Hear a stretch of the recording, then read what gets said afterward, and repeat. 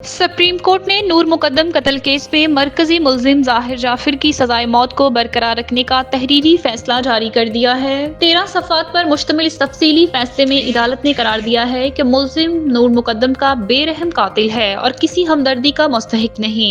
अदालत ने दोनों मातहत अदालतों के फैसले को मुतवक्का तौर पर दुरुस्त करार देते हुए सजाए मौत बरकरार रखी। फैसले में साइलेंट विटनेस थ्योरी के असूल को तस्लीम करते हुए कहा गया कि बगैर ऐनी गवाह के वीडियो फुटेज भी बतौर काबिल कबूल शहादत पेश की जा सकती है, बशर्ते ये कि वो काबिल एतमाद निजाम से हासिल की गई हो। अदालत ने अमरीकी अदालतों की मिसाल देते हुए कहा कि वहाँ साइलेंट विटनेस असूल को वसी पैमाने पर तस्लीम किया गया है। फैसले में कहा गया है कि केस में पेश की गई सीसीटीवी फुटेज, डीवीआर और हार्ड डिस्क मुस्तनद शहादतें हैं जिनमें कई किस्म की तरमीम या जालसाजी साबित नहीं हुई। मुलजिम की शनाख्त दुरुस्त निकली, जबकि वीडियो शवाहद में नूर मुकद्दम पर जिस्मानी तशद्दुद के मनाजिर भी शामिल थे। डीएनए रिपोर्ट से ज्यादती की तस्दीक हुई और आला कत्ल पर मकतूला का खून मौजूद पाया गया। अदालत ने करार दिया कि डिजिटल शवाहद अब बुनियादी शहादत तस्वुर किए जाते हैं।